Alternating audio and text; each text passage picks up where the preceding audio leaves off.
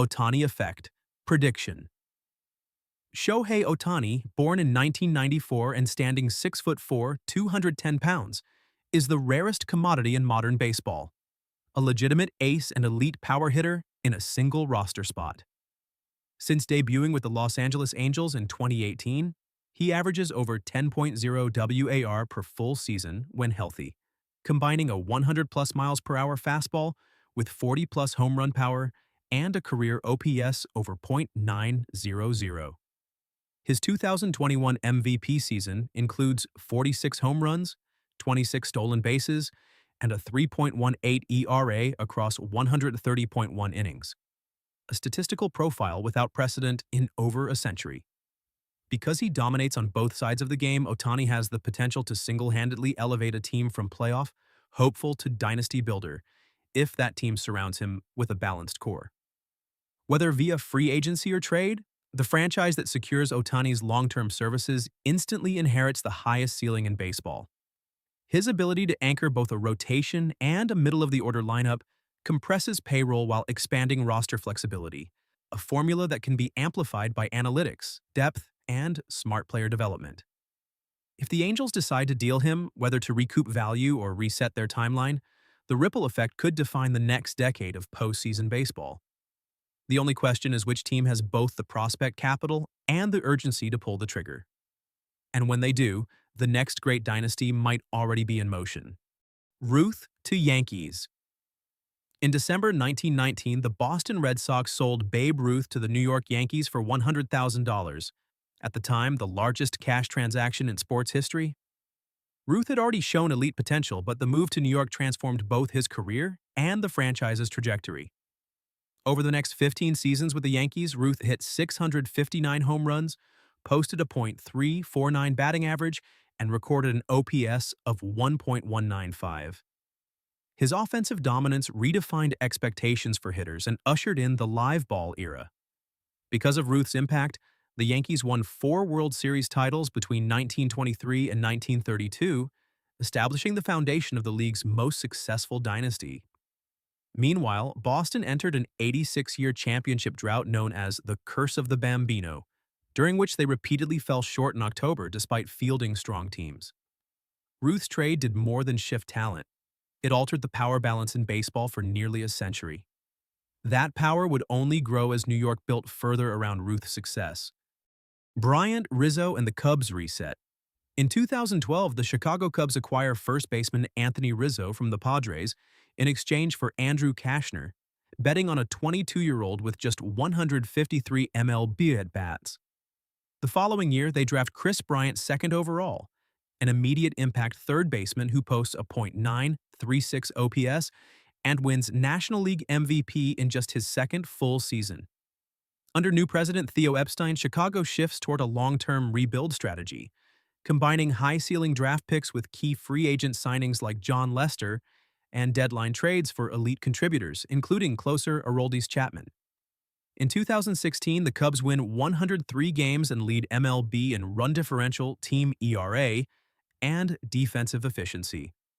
That year's postseason run includes a Game 7 World Series win in extra innings over Cleveland, ending a 108-year title drought, the longest in North American professional sports.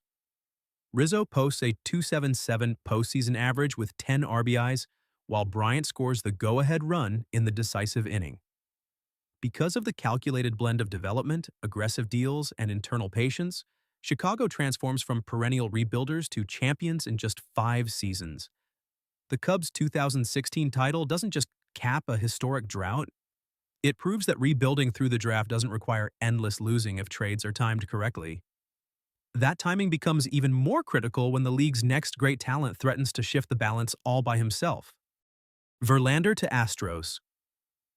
On August 31, 2017, the Houston Astros finalize a trade for 6'5" right-hander Justin Verlander just minutes before the postseason eligibility deadline. Verlander, born in 1983 and debuting in 2005, joins Houston after 13 seasons with the Detroit Tigers, where he racks up 183 wins, an MVP award, and a Cy Young. In 5 regular season starts with the Astros, he posts a 1.06 ERA and a .529, opponent OPS, then follows with a 2.21 ERA over 36.2 innings in the 2017 postseason. Houston wins its first-ever World Series title that October, with Verlander earning ALCS MVP and leading all postseason pitchers in WHIP. Over the next 2 seasons, Verlander becomes the face of Houston's rotation, going 21-6 with a 2.58 ERA and 300 strikeouts in 2019 to win his second Cy Young Award. From 2018 through 2019, he delivers a combined 12.5 WAR, allowing just 0.8 walks per 9 innings and holding hitters to a .172 average. Because of his arrival, the Astros solidify a pitching-first identity that shapes their entire dynasty, complementing a core lineup built around Jose Altuve, Alex Bregman, and George Springer. Verlander's presence pushes Houston to 3 straight ALCS appearances and 2 more World Series trips, an era defined by elite efficiency on the mound. That standard of dominance builds toward a modern template that another franchise, Atlanta, follows to re-engineer their own championship run. Schilling to D-backs.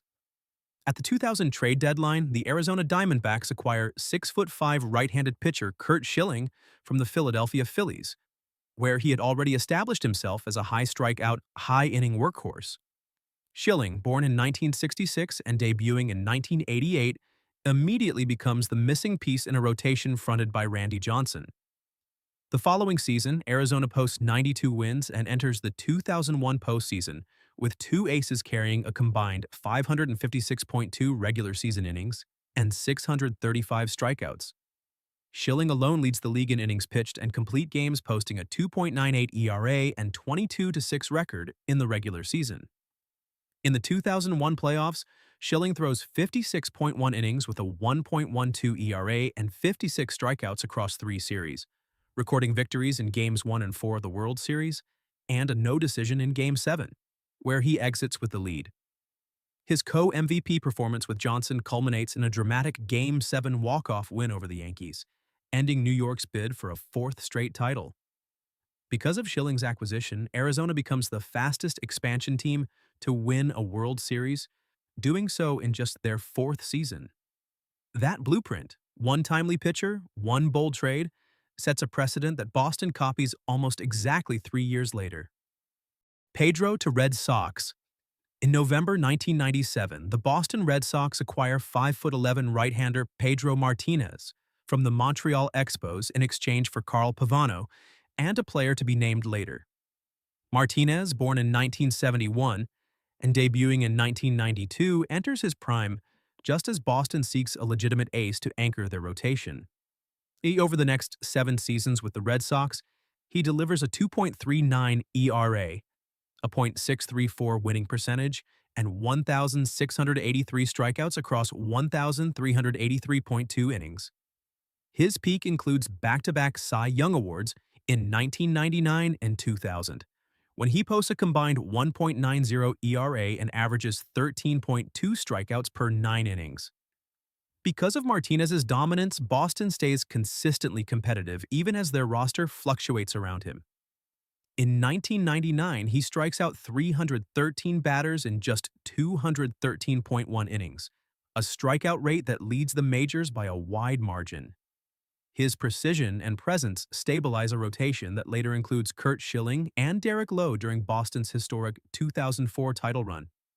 Pedro doesn't just win games. He reshapes expectations for what a modern ace can do in the American League's toughest parks. His arrival marks the start of a culture shift in Boston, one that continues when their lineup lands the most important bat in franchise history. Papi pickup. In January 2003, the Boston Red Sox signed designated hitter David Ortiz after the Minnesota Twins release him following 6 inconsistent seasons. Ortiz, born in 1975 and standing 6'3" at 230 pounds, bats left-handed and debuts in 1997, but doesn't fully break out until joining Boston at age 27. Over the next decade, he transforms into the centerpiece of one of the league's most feared offenses, driving in 100 or more runs in 6 straight seasons and finishing his Red Sox career with 541 home runs and 1,768 RBIs. His power output is matched by postseason performance, most notably a .688 slugging percentage in the 2004 playoffs, where he delivers 3 walk-off hits. Ortiz's production anchors 3 World Series titles in 2004, 2007, and 2013, ending Boston's 86-year championship drought and turning the franchise into a perennial contender. In clutch situations, Ortiz tracks pitches with unmatched patience, drawing 1,319 career walks while maintaining a .931 OPS. Because of his presence, Boston's roster builds around a clear offensive identity, allowing surrounding players like Manny Ramirez, Dustin Pedroia, and Xander Bogaerts to thrive in complementary roles. Ortiz doesn't arrive as a superstar, but his impact, once realized, reshapes an entire decade of Red Sox baseball. That impact echoes into front offices everywhere, especially in Oakland, where a new model of success rejects star power entirely. Freeman and the Braves build. Freddie Freeman debuts for the Atlanta Braves in 2010 at age 20, standing 6'5", weighing 220 pounds, and hitting left-handed. Over the next decade, he becomes the consistent anchor of Atlanta's roster, posting a 295 career batting average, 271 home runs, and 43.3 WAR across his first 11 seasons. His peak arrives in 2020 when he wins the National League MVP after slashing .3, 4.1/.462/.640 with a 1.102 OPS and 13 home runs in a shortened 60-game season. More importantly, his steady production and leadership allow the Braves front office to make aggressive trades that reshape the team's postseason outlook. At the 2021 deadline, Atlanta acquires Jorge Soler, Eddie Rosario, Adam Duvall, and Jock Peterson in a series of rapid deals that immediately fill the outfield void left by Ronald Acuna Jr.'s injury. They also add Travis d'Arnaud behind the plate and Matt Olson at first base, later replacing Freeman without losing offensive production. That 2021 team, which enters the postseason with just 88 regular season wins, captures the World Series by outscoring opponents 42-19 across the final 6 games. Because of Freeman's stability and Atlanta's bold in-season adjustments, the Braves transform into one of the most efficient and resilient postseason clubs of the decade. Their ability to pivot quickly on the trade market sets a modern standard, one that other teams now study, including those preparing for the next great two-way superstar to change everything.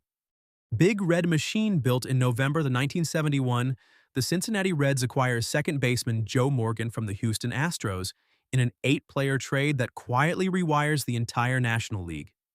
Morgan arrives as a 5'7" spark plug with elite discipline at the plate and instant speed on the bases. Over his first 5 seasons in Cincinnati, Morgan posts a .415 on-base percentage, draws more than 110 walks per year, and steals 60 or more bases 3 times. He wins back-to-back National League MVPs in 1975 and 1976, recording 21.0 WAR across those 2 seasons, more than any position player in baseball during that span. Because Morgan joins a core already built around Johnny Bench, Pete Rose, and Tony Perez, the Reds immediately transform from contenders to champions. Cincinnati captures consecutive World Series titles in 1975 and 1976, outscoring opponents by a combined 49 runs in those postseason runs. The Big Red Machine leads the league in runs, batting average, and OPS while committing fewer errors than almost every other team. Morgan's presence balances power with speed, giving the Reds the most complete offensive unit of the decade. That balance vanishes in Arizona, where a very different dynasty builds itself around 2 pitchers and 1 desperate trade deadline move: Maris and Mantle. In December 1959, the New York Yankees acquire outfielder Roger Maris from the Kansas City Athletics in a trade that immediately pays off. Over the next few seasons, Maris forms a devastating tandem with Mickey Mantle, combining for 115 home runs during the 1961 season alone. That same year, Maris breaks Babe Ruth's long-standing single-season record by hitting 61 home runs, while maintaining a .620 slugging percentage and driving in 142 runs. His production earns him back-to-back American League MVP awards in 1960 and 1961, anchoring the Yankees' offensive core. The Mantle-Maris pairing powers the Yankees to 5 pennants in 6 seasons, reinforcing their dominance throughout the early 1960s. Mantle, who posts a 1.135 OPS in 1961, thrives in tandem with Maris as opposing pitchers struggle to manage both threats. Because of this duo, the Yankees continue their dynasty run without missing a beat, seamlessly transitioning from the DiMaggio and Berra era into a new offensive peak. That transition sets the stage for yet another key arm of their dynasty core, a pitcher who nearly leaves before his prime. Posey and the Giants' core. In 2008, the San Francisco Giants select Buster Posey with the 5th overall pick, targeting a catcher they believe can stabilize a young pitching staff. By 2010, Posey makes his debut at age 23 and immediately takes over as the team's everyday backstop. His rookie season includes a .305 batting average, 18 home runs, and a .862 OPS over 108 games, as he quickly becomes the central figure in the Giants' clubhouse and lineup. That same year, San Francisco captures its first World Series title since moving west, fueled by a pitching core led by Tim Lincecum, Matt Cain, and Madison Bumgarner. Posey's presence behind the plate coincides with a 3-title run that includes championships in 2010, 2012, and 2014. In 2012, he wins National League MVP honors after hitting .336 with 185 home runs, 24 home runs, and a 7.6 WAR, leading the league in batting average and OPS+. Because of Posey's durability, game calling, and offensive value, the Giants built a flexible roster around him, adding role players like Hunter Pence and Marco Scutaro without relying on top-heavy stars. The result is a dynasty driven not by raw power or payroll, but by timing, balance, and postseason poise. That model proves especially valuable as aging stars give way to pitching reinventions in Houston. Gibson to Cardinals.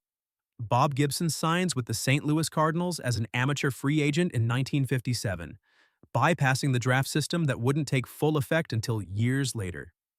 At 6'1" and 189 pounds, Gibson throws right-handed and debuts in 1959, but his breakout arrives during the 1960s when he becomes the league's most dominant pitcher. In 1968, he records a 1.12 ERA across 304.2 innings with 268 strikeouts and 13 shutouts, still one of the most statistically dominant seasons in MLB history. That same year, opponents hit just .184 against him, and his WHIP sits at an absurd 0.853. Because of Gibson's overpowering control and the suppressed league-wide offense, MLB responds after the season by lowering the pitching mound from 15 inches to 10, a move directly linked to his dominance.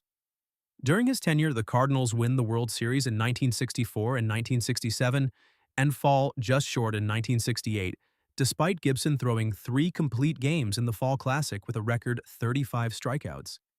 He finishes his career with a 2.91 ERA and 3,117 strikeouts, becoming the undisputed ace of one of the most balanced dynasties of the era. That dominance through pitching gives way to a very different type of dynasty, built instead around power hitting and swagger in Oakland. Reggie to A's. Reggie Jackson enters Major League Baseball as the 2nd overall pick in the 1966 draft, selected by the Kansas City Athletics just 1 year before the team relocates to Oakland. Standing 6 feet tall and weighing 195 pounds, Jackson bats and throws left-handed and debuts in 1967 at age 21. By the early 1970s, he emerges as the core piece of an Oakland roster that becomes the league's most disruptive power in a decade defined by parity. In 1973, Jackson slashes .289/417/531 with 32 home runs and 117 RBIs, earning the American League MVP and leading the A's in virtually every offensive metric. Oakland captures 3 consecutive World Series championships from 1972 to 1974, becoming the first team to three-peat in the modern playoff era. Jackson delivers in the postseason with a 357 average and 1.208 OPS across the 1973 World Series, building the foundation for the Mr. October persona that would follow him to future clubs. Because of his presence, Oakland shifts from league afterthought to dynasty centerpiece, regularly leading the AL in team OPS and total wins during that run. Jackson's prime in Oakland proves that drafting and development can rival big market spending, until a blockbuster trade in Cincinnati assembles a super team with no equal.